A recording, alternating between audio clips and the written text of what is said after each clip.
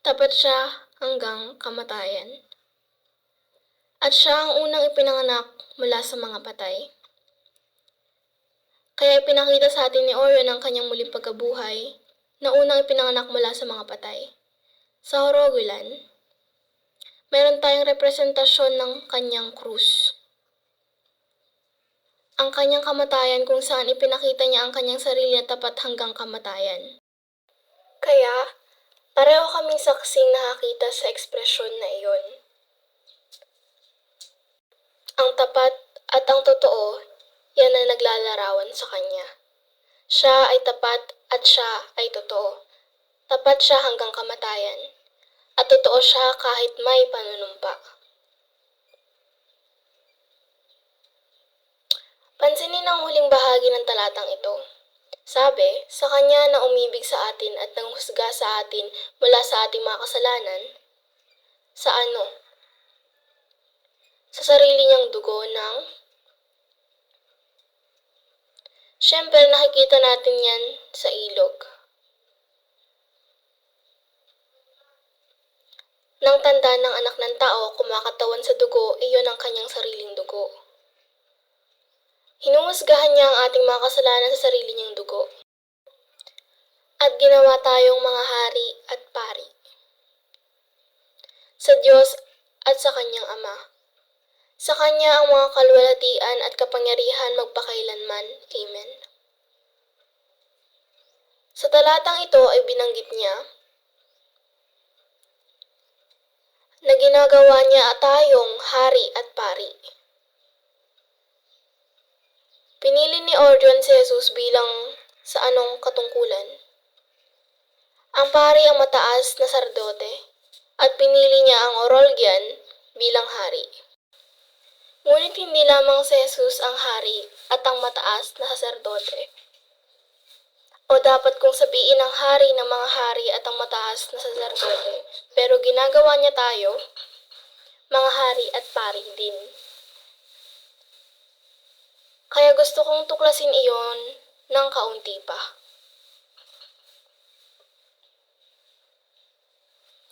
Ano ang gagawin ng mga hari sa makasaysayang panahon? Lalabanan ng hari sa labanan. Ipaghihiganti niya ang mga kaaway ng mga bansa, ng mga tao, ng kanyang mga tao. At hahatulan din niya ang mga tao.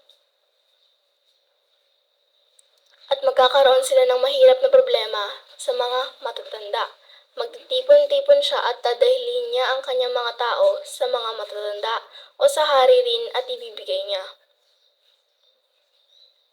Kung siya ay isang matuwid na hari, isang matuwid na paghatol. Iyon ang pangunahing tungkulin ng isang hari.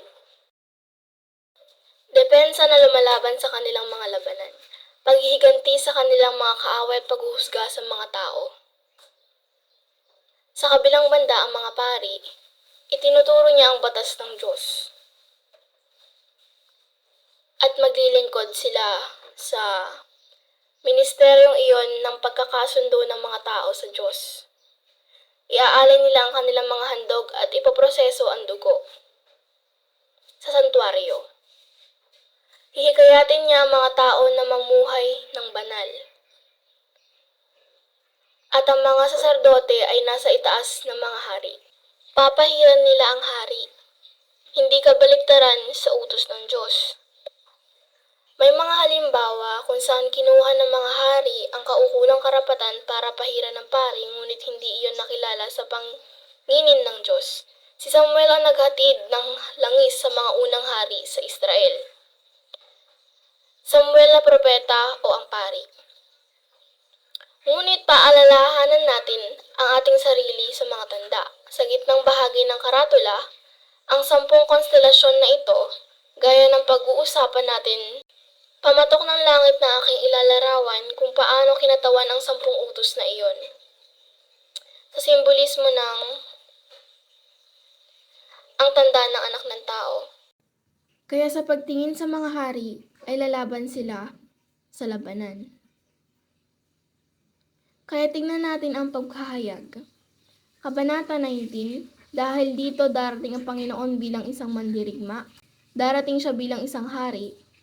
At eksaktong ilalarawan siya sa mga terminong iyon. Nakikipaglaban sa isang labanan mula sa kanyang bibig, pumunta gamit ang isang matalas na espada, at sa mamamagitan nito ay dapat niyang saktan ng mga bansa. At alam natin nasaan ang matalas na espadang iyon. At pamamahalaan niya ang isang tungkod na bakal. At tinatakpan niya ang isang piisan ng alak ng kabangisan at puot ng makapangyarihang Diyos. Lahat ng mga simbolismo sa horokulum at sa pendulum clock ang pamalo ng bakal. Ang piisan ng alak ang buong konstelasyon na nagpapatuloy. At meron siya sa kanyang bester at sa kanyang hita, isang pangalan na nakasulat ng hari at paring Panginoon ng mga Panginoon. At nakita ko ang isang anghel na nakatayo sa araw, at umiyak siya ng malakas ang boses, sinasabi sa lahat ng mga karumal-dumal na lumilipad sa gitna ng langit. Makikita natin ito sa langit sa isang segundo. Pero sabi ng anghel, halika at tipunin ang iyong sarili sa hapunan ng dakilang Diyos. Kaya kapag titingnan natin ang langit, gusto naming makita nasaan ang iyong mga kwago na tinatawag niya. Ang mga fowls ay parang mga espiritu. Lumilipad sila sa kabaan ng ekliptik. At kaya kasama ang ekliptik, nasa atin ang lahat ng mga planeta at mga araw at mga buwan. Yan ang mga fowls. At ang mga anghel na nakatayo sa araw ay ang kometa na iyon. Hindi mo nakikita pero andito sa taas? 12B Ponds Brook. Habang nire-record namin iyon ay ika-6 ng Abril sa 2. Mga araw na magkakaroon ng solar eclipse. At nakunan ko ang larawan na ito na kumakatawan sa mga araw na iyon noong ika-8 ng Abril kapag ang araw at ang buwan ay magkasabay. Sa oras ang kabuuan ng solar eclipse na iyon. At ito ang nangyayari sa oras ng kabuuan kapag dumilim ang langit. May posibilidad man na ang mga kometa na ito, 12P Ponds Brook, ay makikita. Sa anumang rate, ito ay isang kometa, isang anghel na nakatayo sa liwanag ng araw. At sa oras ng eclipse, pagkatapos, ito ay makikita sa loob ng maikling panahon. Ngayon ay kawili-wili, tinutukoy ng talata sa kanyang tawag sa mga ibon.